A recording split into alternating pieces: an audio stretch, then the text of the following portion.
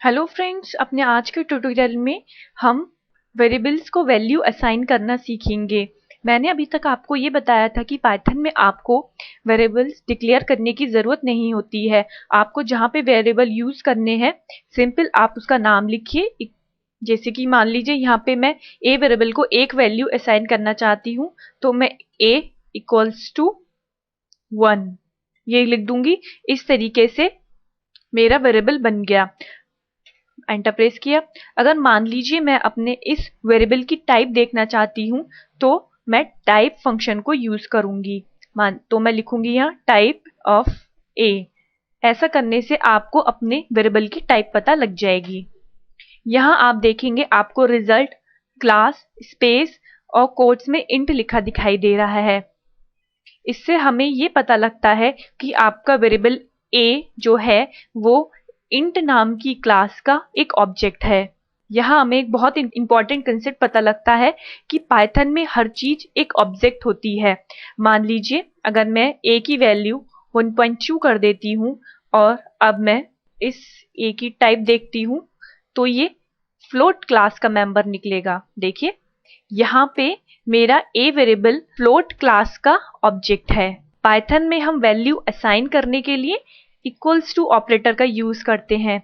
ये equals to operator क्या करता है, अगर आप फर्स्ट टाइम अपने किसी वेरिएबल को वैल्यू असाइन कर रहे होते हैं, ये जो आप जिस टाइप की वैल्यू असाइन कर रहे होते हैं उस क्लास के टाइप का ऑब्जेक्ट बनाता है और वो वैल्यू असाइन करा देता है।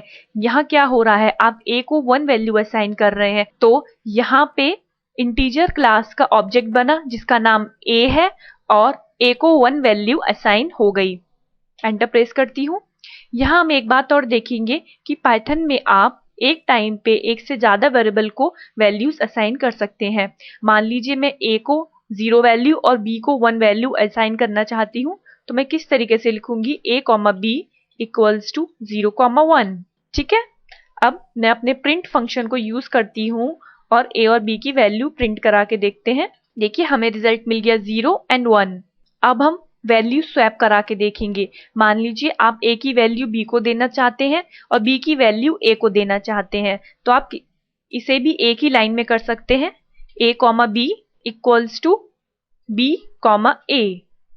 इस तरीके से यहाँ आपने ए कॉमा बी मतलब ए और बी को वैल्यू देना चाहते हैं।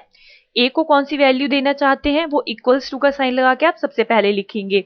यहाँ आप ए को बी की वैल्यू देना चाहते हैं और बी को ए की वैल्यू देना चाहते हैं, तो आपने A comma B equals to B comma A लिख दिया। अब मैं एंटर प्रेस करके फिर से अपने ए और बी की वैल्यू को प्रिंट करा के देखूंगी, तो देखिए यहाँ पे रिजल्ट हमें 1 0 मिलना चाहिए। 1 0 मिल गया क्योंकि अब ए की वैल्यू स्वैप हो गई, चेंज हो गई और बी की वैल्यू उसे मिल गई। यहाँ आपको पाइथन से रिलेटेड बहुत इंपॉर्टेंट चीज पता लगी।